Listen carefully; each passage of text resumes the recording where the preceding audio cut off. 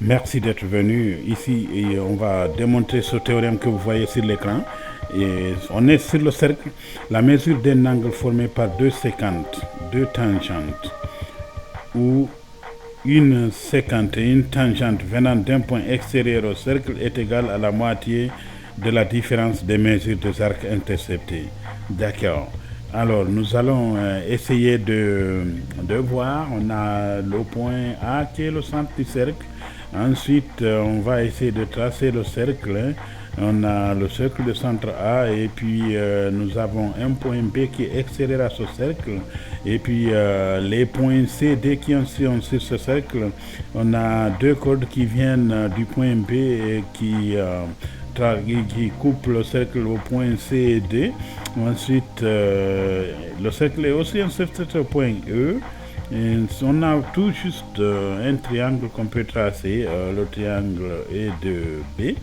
De la même manière, on a le point F qui est intercepté et on peut tracer notre triangle FCB.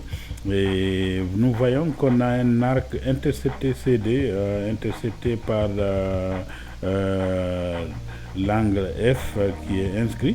Et de la même manière, nous avons le triangle qu'on a mis en couleur là, FCB. Right. Ensuite, nous avons l'angle B que nous cherchons. Et on cherche cet angle B. Et ensuite, on a l'angle intercepté EF. Il s'agit de prouver que cet angle B est égal à la différence des deux arcs, de la moitié des deux arcs, la moitié des différences des deux arcs. Voilà. Alors, on a l'arc CD, on marque l'arc FE. Ensuite, on sait que l'angle FCE, l'angle là, est égal à la moitié de l'arc intercepté FE.